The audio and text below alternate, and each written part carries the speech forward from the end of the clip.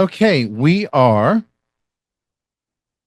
on page 154, which is the last line. This chart is in your book.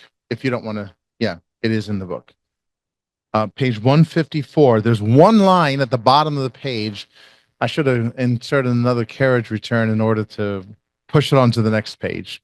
The Babylonian captivity of the church, or the papacy, the Babylonian captivity of the papacy. That's what was exactly held captive. And if you hold the Pope, the office of the Pope, you are holding the church in there. Before we get to do that, I want to go back to a chart. I'm very sure it is in the book. Yeah. Okay. It is on page 21 in your books. It's in grayscale, unfortunately, there. Yes. I don't have another book. Yeah. Yeah. Okay. Okay. So this chart, I thought I would introduce it because I often will talk about an overview and I'll give basically these entire ages. And I thought, let me lead off with the chart itself because it does make a little bit of a difference to us to see it visually. Okay, now in the first column here, we have the four world ages. This is according to historians in the war in the world, and they will recognize classical antiquity. We're familiar with the Middle Ages, right? However, the Middle Ages were what preceded it was called classical antiquity. Then the Middle Ages is divided up into the dark. This would be this lighter green is the dark early Middle Age, high Middle Age, and then the late Middle Age takes up to 1517. Okay, then comes the modern age, they'll call it, and that's from the Reformation from 1517 all the way up till 1890. And then there was a marked philosophical change into modernism and postmodernism. Um, so, modernism is essentially very practical. It was the industrial age. That's from 1890 to about 1950. And you didn't have the romanticism um, that was uh, with people like Ralph Waldo Emerson. Trying to think of another guy, but some of those guys that were writing their poetry and everything, they were reacting to some of the church things, and so uh, they were going off into more mysticism and things like that. And then comes the industrial age where everything was very practical, and they sort of looked at everything. And it was followed by the postmodern age, the postmodernism from 1950 onward. Postmodernism, this is a term you want to be familiar with because that's the philosophy that says there's no absolute truth. You have your truth, I have my truth. And whose truth wins? Mine, of course.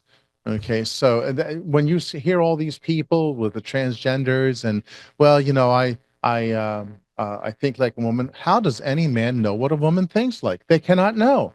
They do not have the brain structures to be able to contemplate what women and how they think.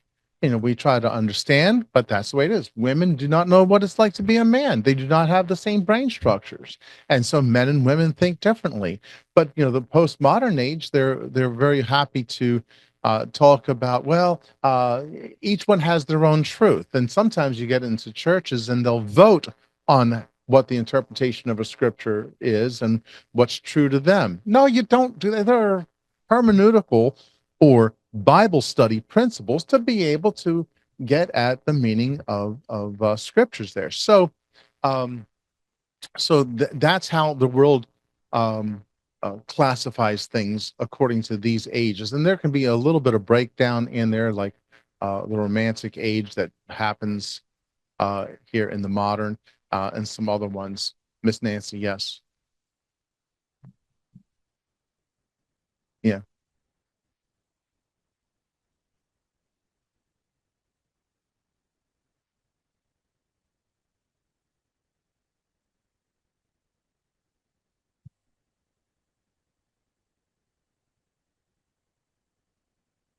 Oh, to one. Oh, okay. Oh my, yeah, that'll be in the book there. 1054. Yeah, you're right.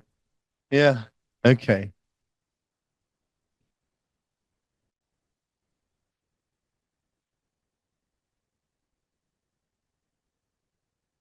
Okay. And that's in the book, right? Okay. Yeah. In some of these, you got to know that some of these dates are variable. I put in the 800, 1054 would 800 would actually count. And probably when I was writing the book and putting this together, I probably, I was probably using certain dates. That one would be good to correct. So 800 is good. That's when Charlemagne was set up for the Holy Roman Empire. That's why that date was there at all. 1054, when you had the separation between the Eastern and Western churches, and the uh, would also be a good date to pick. Okay, so yeah, that'll be fine. Okay, in fact, um, okay. Now, when we look at five church ages, we go by seven church ages here. Why five church ages? Because this is where some church historians make the divisions themselves. And so they'll recognize the apostolic age. Well, that one's easy to figure out. Okay, sure, got the apostles. When they're done, then you can move on to the next church age. They will look at the patristic period where you had the church fathers. If you don't got the apostles anymore, you got the ones who came after them, and they would be the ones who would be the fathers of the church. And they were divided up in the ante-Nicene and the post-Nicene. You can also talk about the Nicene church fathers, the ones that happened at the Nicene Council. So you had and this first church council, this is why you want to know about that one. That's where you have the break between the church ages. Okay, this forms the break, and we'll see it over here on the right in a moment. Okay, so the Nicene Council leads you into the next church age. The medieval time period, and would be okay, done by church historians. The early Middle Age. Here, the high Middle Age would be 800 to them. That's what this is what they would call it.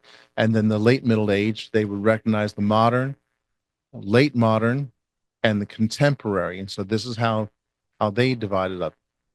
Okay, modern and then contemporary. Okay. Um, all of these are marked by some of those key dates. If you want to be a good student and you want to be able to have some extra grasp on history and things like that, you want to remember the Nicene Council. Okay, that because, as I said, that marks the division between these two church ages. You want to remember the fall of the Roman Empire, the fall of the Eastern Roman Empire. Then you want to remember, you can sort of throw in the Renaissance and the Reformation. The Reformation is another dividing point. Um, so those are your key dates. Let me explain how it works out here. So you'll have the Ephesian age, and this is where they lost their first love. In this apostolic age, they were contending with cults right from the start. They were contending with isms, Gnosticism. They had to try to preempt. Um, and so they were losing their first love, even though these guys were the apostles of Christ. Brings you into the Smyrna age, and that's marked by the 10 persecutions. That's how we know that period. See here, Pergamus, 300. That's right by the Nicene Council, 323 AD. So I use round numbers here. So you've got this age where the seat of Satan is introduced into the Roman church. Well, once the seat of Satan is there, then you enter in the Thyatira age, which in which that seat is tolerated, and you have this growing paganism within the Catholic Church. Okay. The Sardis age, notice that it's 1500. And by the way, Thyatira starts with 450, about the time of the fall of the Roman Empire, and takes up to the Renaissance. So you can see how these dates work out. So again, 300 Nicene Council, 450 fall of the Roman Empire, 1500 start of the Reformation, takes you up to 1750 when you start having, if you can think of what's happening around 1750, what's happening near 1750? That is a major thing that went on in the world, located here in America. How about the American Revolution? Okay. What was happening with the American Revolution is where you were getting the start of the freedom of the church, the independence of the church, no state church for America. All before this time period, from all during Thyatira and Pergamus and Sardis, you had state churches. So what marks this Philadelphian age is you have no state church. We say 1750 because that's about the near the time of the American Revolution, and with no state persecution because of no state church. Um, Now you have churches free, just like in the Philadelphia age, to flourish, and you have a rise in missions, and it goes on. And we say Laodicea about 1950 because that's where you had some of the different revolutions that were going on sociologically. The birth of postmodernism in an age where they were lukewarm in their faith, and so we assume we're in the Laodicean age right now. Not a bad assumption, because you know what comes after the Laodicean age? Jesus. Okay, could we be in the Philadelphia age still, and we're just complaining too much? That's possible. It's possible we could still be in the Philadelphian age, and there's Laodicean thing to come, but I don't know. It's looking pretty good. Um, maybe I'll be here for the next 10 years and I'll still say that. And then 100 years from now, they'll say we had to revise all these time periods, but these are rough periods. Now, why again do we say seven church ages? Because they correspond to the seven churches in the first three chapters of the Revelation. The Revelation is talking about the second coming of Christ and the rapture that happens before that. So before that time period, from John writing the book of the Revelation all the way up to the rapture, there are seven church periods that follow. So each of those churches in the Revelation, they represent the church ages.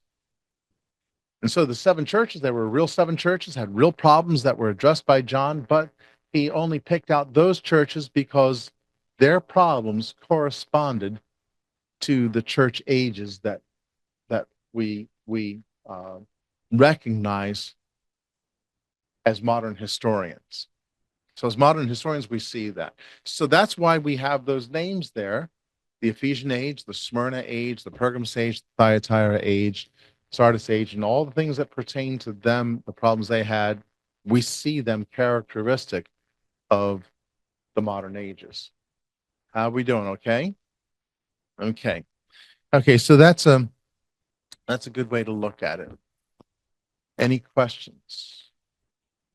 Any thoughts? Yes. Yeah. That's why we did the Revelation. I said, okay, I think it's time to do the church history because of that. Okay, let me see. Miss Nancy.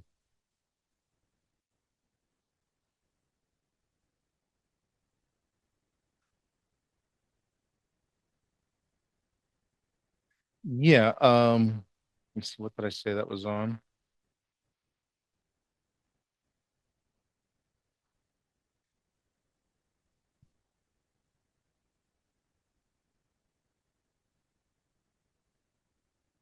Okay, if you look at page 18 in the book, um, you'll see the Council of Nicaea listed there. Um, You'll see under 3 medieval church age, the fall of Rome, and then, and the fall of Constantinople, the fall of Rome in 476, the fall of Constantinople in 1453. The trick with that is that nobody really knows about the Eastern Roman Empire. We only think about the Roman Empire. Nobody ever talks about the Eastern Roman Empire. You might hear somebody somewhere in some PBS television show, the Byzantines. Well, the Byzantines, that's the Eastern Roman Empire. Remember, at around 300 AD, Constantine separated the two halves of the Roman Empire. So we all know about the Western Roman Empire. We don't say Western; we just say Roman Empire. Okay. Nobody ever thinks about the fact that there was an Eastern Roman Empire. Okay, so we have to introduce that into our thinking. So Council of Nicaea, fall of Rome, fall of Constantinople. These are your key dates. And then the Reformation people are pretty much aware of.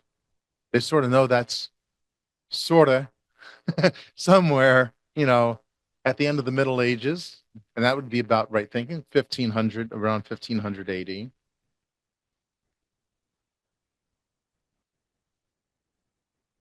And then the modern and contemporary ages. So those are the church ages as commonly taught, page 19 and 20. Go over the 7 churches, why we do the 7 churches. On page 20, actually on page 20 is even a better set of dates. It's more compressed. On page 20, 31 Pentecost, 100 the death of John, 313 the Edict of Milan, end of Christian persecution, and that's the Nicene Council occurs near there. Leo the First claims supremacy, fall of the Western Roman Empire, and then you'll see 1517, the Protestant Reformation starts. So there you do have sort of like key dates that you want to remember. Okay, so those again, if you can get a feel for those, you'll have a good feel for what's going on. You'll have a sort of a framework to figure things out. Okay, let's go back over to the Babylonian captivity of the church, and we are in Thyatira still here.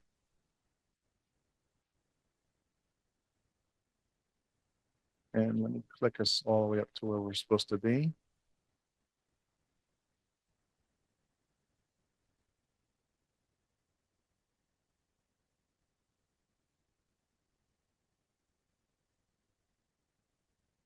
Okay.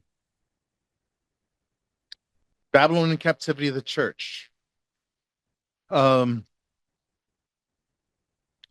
Just before this, if you're looking at page 154, paragraph 417, it talks about how the Pope Boniface the Seventh, how he really laid out a claim to supremacy over the government, and that the government should not be involved in setting up bishops or popes, that he should set up the emperors instead.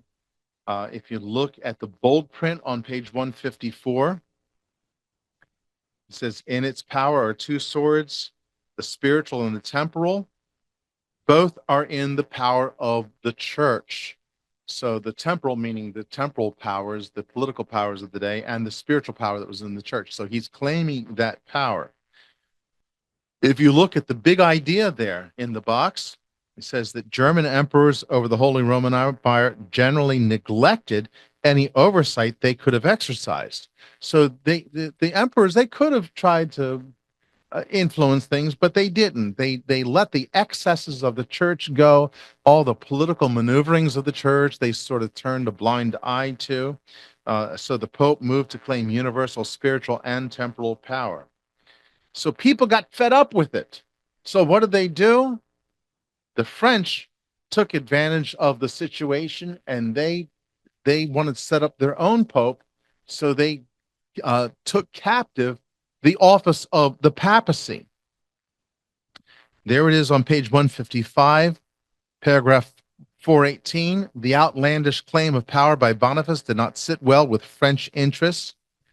The conflict revolved around issues of papal authority, taxation, the power struggle between secular rulers in the church. So in 1303, King Philip had Boniface the Seventh, or the Boniface the Eighth, arrested, which led to his death shortly afterwards. Okay, so a French cardinal, paragraph 419, a French cardinal was elected as pope um, in Clement V in 1305. So his papacy marked a significant departure from tradition when he chose not to reside in Rome, but in Avignon, France.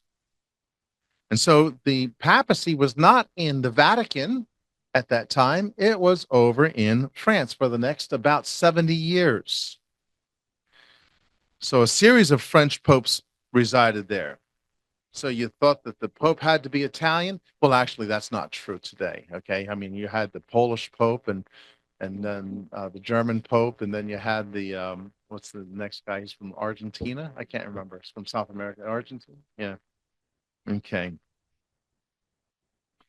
So their decisions, those popes' decisions, were now under the influence of the French monarchy. So you would think, well, the Pope is the Pope and he's going to do his religious things. No, the Pope is human. And if you hang around with the French, you're going to come under French influence. If you hang around in Italy, you'll be under Italian influence. And so you had a lot of French influence at this time. Okay, so there's a list here from Newman. Um, uh, Okay, so other nations were alienated. The shameless immorality of the papal court destroyed respect for the hierarchy and caused a general demand for reform. So this is a question of a climax building in the papacy and in the the um, the Catholic Church hierarchy. You've got things coming to a head because of the problems that they were going through, the German emperors not helping out any, the French taking over. This is all part of the fact that you've got corruption that's been building in the church, and so this is going to get ready to lead the way for reform. We're at 1309 to 1376, so you're still a couple of hundred years off until the Reformation takes place. But the thing to emphasize here is the growing problems. Third bullet point there, every known way of raising money was carried to its extreme development. The intolerableness of the burden came to be generally felt throughout Europe, and the people thought they were being imposed upon. Um, Next bullet point, the French government itself and the University of Paris soon became utterly disgusted with the Avignon court and were among the most persistent advocates of reform. Germany, England, and Bohemia, one after another, revolted from papal domination. Um, the Pope was declared by theologians, jurists, and poets to be unworthy of confidence, and many regarded him as Antichrist. Now, that could be either in the form of being the Antichrist or being in the spirit of Antichrist. This is the problem that Luther was going to have later on, and why we as fundamentalists we look at the Catholic Church and the Great Whore of Babylon, and uh, over in the Revelation.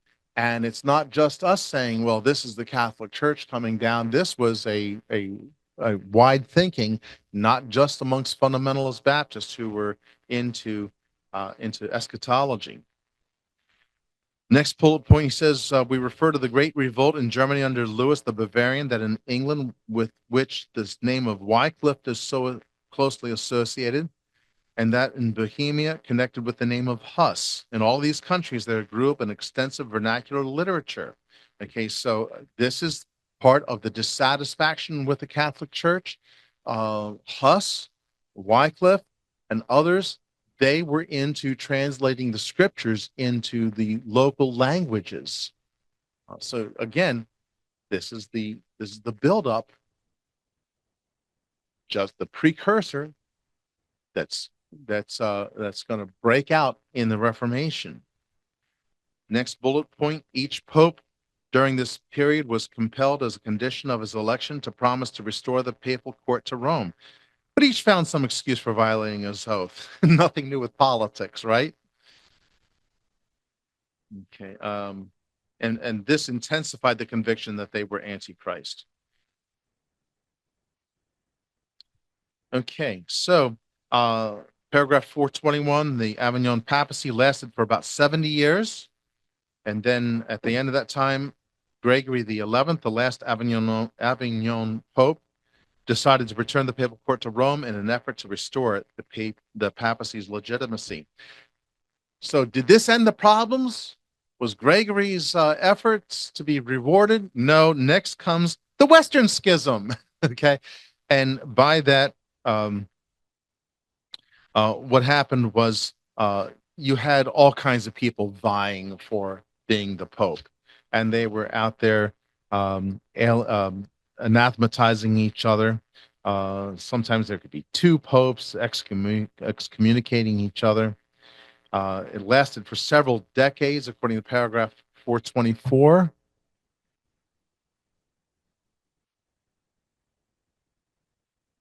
Okay.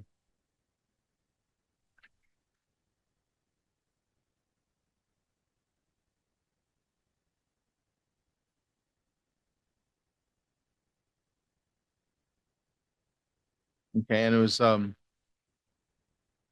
really only the fall of Constantinople that effectively ended the problems that were created by the schism.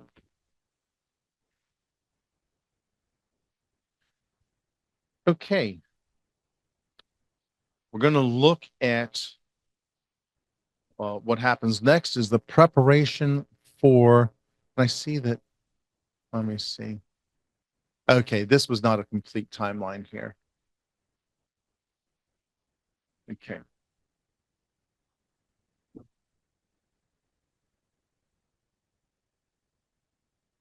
So the preparation for the Renaissance and Reformation, look at paragraph 425. The Babylonian captivity of the church is significant because it represents a period of turmoil and division within the Catholic Church. It raised questions about the papacy's authority, the relationship between church and state, and the need for church reform. The events of this period also set the stage for the larger religious and political changes that would unfold during the Renaissance and Reformation eras. Okay, we'll look at this next section then. Before we do, let me ask if there's any questions about this previous section. Okay, so you got the French captivity, and the thing to notice from that is turmoil, political turmoil within the church, setting the stage for the reformers who were going to be going after them. Before the reformers, you had some pre-reformers who were setting the stage for them even. Yes, Miss Wilma. In Rome. In Rome. It was in Rome before Avignon. Pastor? Yes, sir. Yes, I just had a thought. I remember growing up, and of course, I was in the Catholic Church, and I always had the idea that a pope was this super religious, super spiritual Yeah. individual, Yeah. and way up on a pedestal. And it's just, I shake my head because this Pope Francis, uh, Oh, yeah. he once worked as a bouncer in a nightclub in Buenos Oh, Aires. okay. It's just incredible, it just sounds so crazy that he's Pope now. Well, at least he's got a profession to fall back on if the Pope thing doesn't work out. Yeah, and he's a tough guy too. Which is probably how he stays in office. Who knows? Okay, I Oh should. yeah. So, okay. Yeah.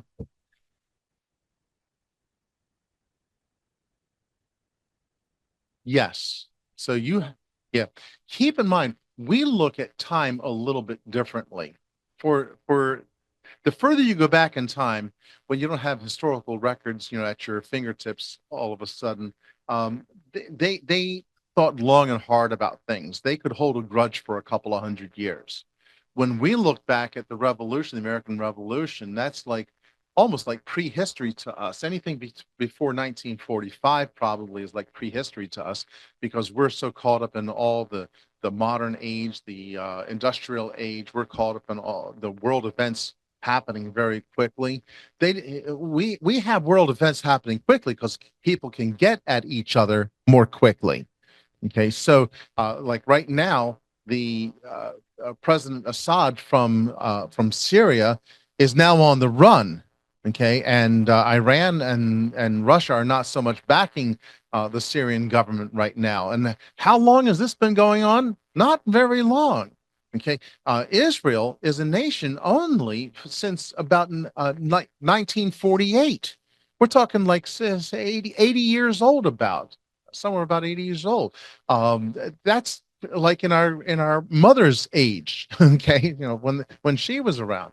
Um, for us, things happen very quickly. Wars rise up and they fall down. No, but in those time periods, the further you go back in history, like I say, they could hold a grudge for a couple of hundred years because there wasn't much happening. It was more like things were kind of standard, and they were kind of slow moving, and people did what they did, but you didn't have change taking place very rapidly. So yeah, so a couple of hundred years to them is not the same as a couple of hundred years to us. Okay. Uh, okay, so leaving off the timeline a little bit, we want to look at scholasticism, which was another movement within the Catholic Church that was setting the church up for a change spiritually, a change intellectually.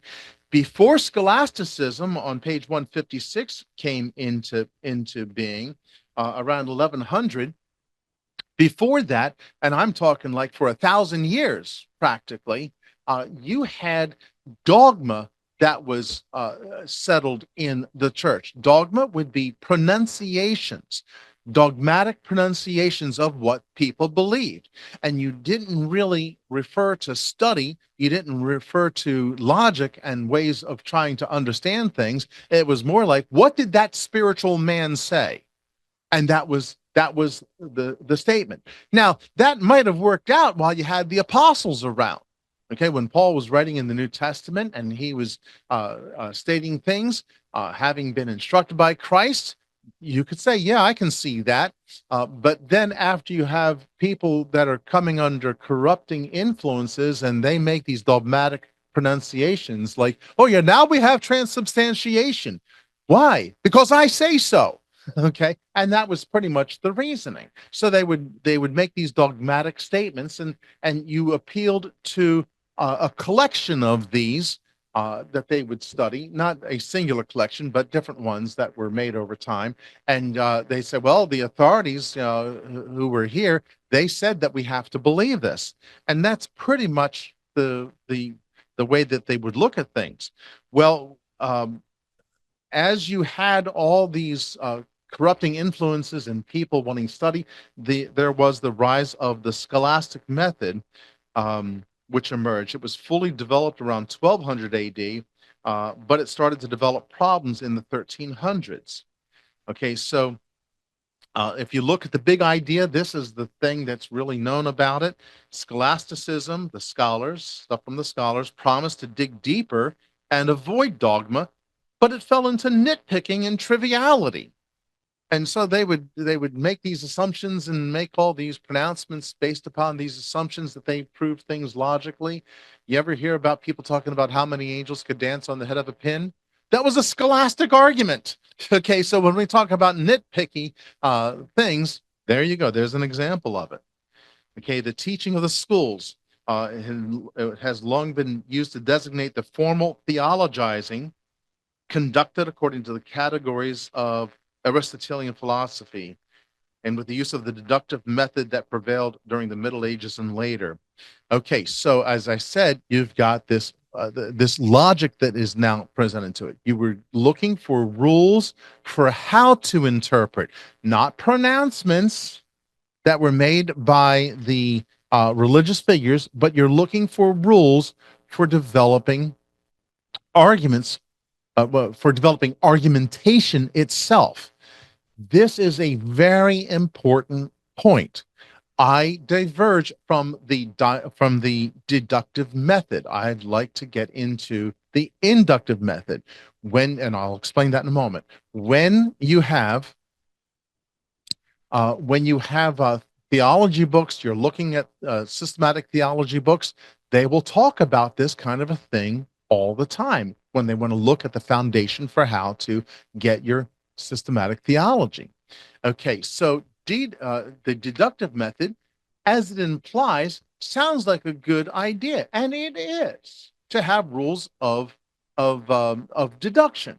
Okay, there are set forms to follow, and if you violate the form, then you do not have a valid argument any longer. And I'm not giving an example of how to do that because what I want to emphasize is at every argument, you have an assumption that's made or a set of assumptions that are made at the beginning. And if you follow the form, it will lead you to a just conclusion. If I said all brodels are sniggles and tone is a brogle, would you be able to conclude from that that tone must be a sniggle also then? Yes, there's a logical form for that. The question is, what is a brogle? What is a sniggle? Okay, made those words up just now. Okay, a brogle is a very wise man, by the way.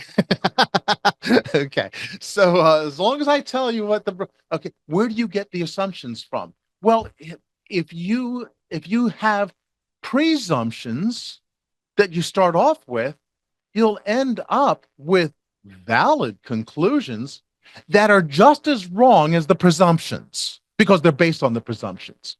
Okay, so this is what the scholastics were doing. They were starting off. It's as long as your presumptions were pretty biblical, you'd be in safe spaces. But how do you know whether your assumptions are biblical or not? You got to take them to the Bible and find them out. Okay, so that's the deductive method. The inductive method is where, and the way to remember this is not to remember the words. The way to remember this is that if I give you a body of evidence and you say, I see a pattern in here, and then you make up a rule because of the pattern that you see. And so I'll often do that. Like if I take this pen and I release it, it drops. If I take the pen and release it, it drops again. Do you see a pattern developing here? Okay, so as far as you can tell, it's going to drop.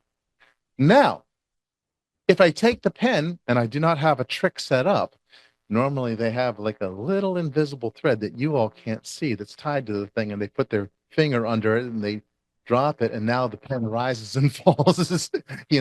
Well, okay, so you say, oh, the pattern's broken. I don't know. Do I have a right conclusion that gravity is in effect all the time here? I don't know. Okay, so basic what's happening is you take a bunch of Bible passages and you see some patterns in there and you say, aha, I think I conclude this doctrine over here. So you read a Bible passage that says that God will answer your prayers according to the desire of your hearts. And you say, there you go. I'm going to pray for a new automobile. No, what you pray for is Lionel, right? Okay. And because that's what we're praying for. But we've got to remember that that's not all that's said about prayer in the Bible. So you don't have enough data, enough information to have a well-formed conclusion. Okay, well-formed assumption. You read some more Bible passages that say that we need to ask things according to God's will. Oh, wait a second. You mean I can't pray for a lottery ticket to come through anymore? No, because that's gambling. That's not God's will. Okay, so now you're forming your doctrine. Now you're forming the assumptions that you're going by. The scholastics didn't necessarily do that. While their assumptions happened to be on par with the Bible, they did okay. When they started making some outlandish presumptions, that's where things got messed up. So the scholastic method worked for a while, but when they started getting nitpicky and into minutia and things that were irrelevant, that's where they got into problems. So when you read formal theologizing. Have you ever seen formal theologizing? Why, yes, you have. The sermons that we've been preaching on these past Sunday mornings for about 10, 15 weeks now have been according to a set of theology. I preached first for a good number of sermons about bibliology and the Bible. I am now doing theology proper. Those are theological categories. It is a logic to your thoughts about God. Theology. Theo, God, logic. Okay, so it's a good thing to have things developed. Far better than dogmatic pronunciations. It's far better than dogmatic pronunciations. Okay, so if you go over to, let me see, I'm reading at the top of page 157, about halfway through the paragraph there. Little reference was had to the practical value of the conclusions. Theology degenerated into idle hair splitting, sometimes into gross irreverence. The frivolousness and formalism of medieval theology brought about reactions which resulted in evangelical revolt, in mysticism, and in humanism, and then finally in the Protestant Revolution. So they had evangelical revolt, but then there was another area, the mystics, which I'm going to look at here under German mysticism, and they went with, okay, we want to get rid of the dogmatic theology, but we don't know so much about the scholastic method. And so, oh, I got a mystical experience. God is speaking to me. So they ditched the whole system. That German mysticism is going to bring rise to another problem later on that we'll look about. Um, and then also you had a secular reaction that developed humanism and making human ability the focus. So these are three different focuses: evangelical revolt, mysticism, and then the secular approach, humanism. Finally, we want to point out in paragraph 427 about the German mystics, Master Eckhart. He represents German mystical thinking that arose in reaction to the scholastic hair splitting, which had been a reaction to dogmatic rigidity before it. They were not branded as heretics, but certainly contributed to a departure from orthodox slavishness, or being a slave to orthodoxy or slave to dogmatism. Um, so he was. This paragraph is reflecting his thought. He says, "God and I are one in knowing. God's essence is His knowing, and God's knowing makes me to know Him. Therefore, is His knowing my knowing." See this all this mystical knowledge.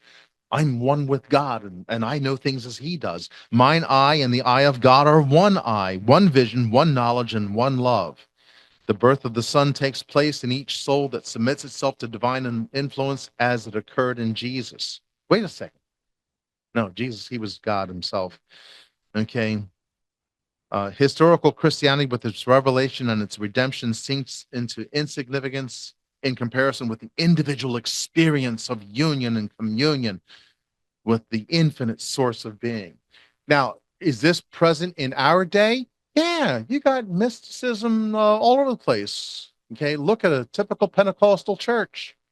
Okay, and where they experience the Holy Spirit and they come out with pronouncements and they have their prophecies and things like that.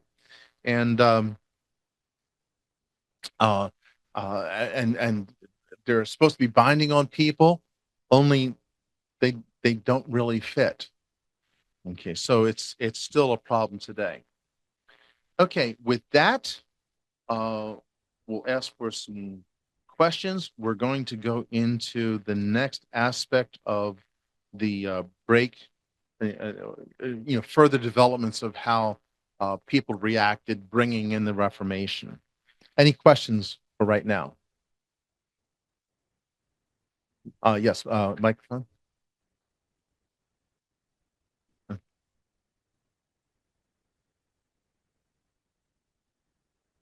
There was a time when German, I guess they were religious leaders, thought they had an edge up on everybody else. And I think it was because of mysticism. Okay. They thought they were better than the rest of the religious people. You're thinking in terms of history or current history? It was history. Okay, history. Because I read it Yes. a long time ago. Okay, yeah, that's what was happening. People got tired of that. And so they wanted to do a naturalistic explanation for things and say, well, did the Red Sea part, or maybe they were only walking across in a shallow area. They would look for instead of miracles, and this was the German Enlightenment. Okay. Yeah.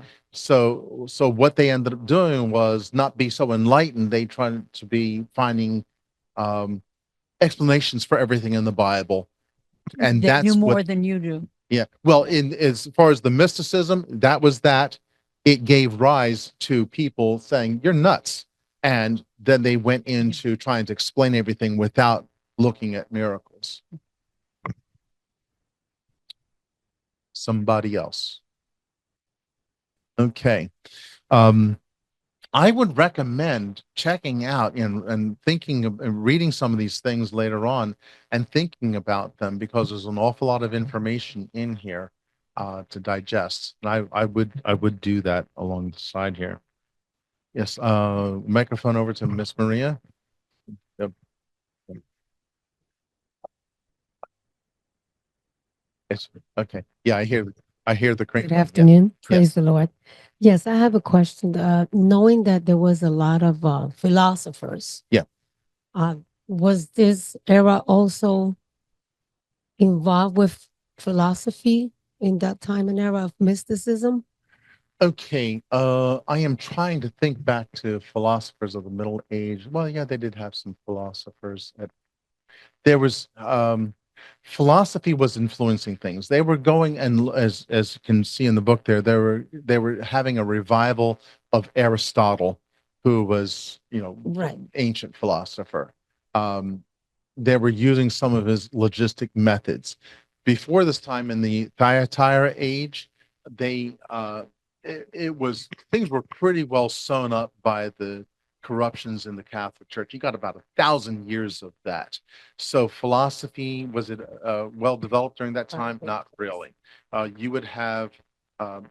I'll see if I can answer that question a little bit more in depth, because I'm thinking of philosophers that were Neoplatonists and would go up to several hundred years AD. Because to my understanding, also in Alexandria Yeah. during that time of Nicene and But that'd be after, 300 and philosophers before. were involved in that school of Yeah. science and But that everything. was 300 and before. I'm thinking during the Middle Ages. I'll have to look at that. Thank There were you. people like Anselm, but he was a churchman, and he would argue things.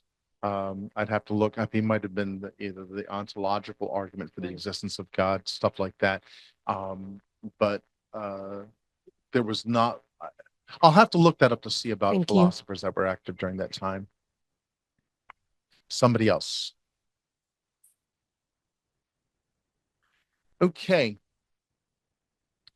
Very good. Let's go ahead and pray, and we will get ready for the next thing. Oh, and while we do, keep in mind what you want to essentially be looking for is not so much the history and some history to give you a framework, but some things you want to look at. What were the ideas that influenced them?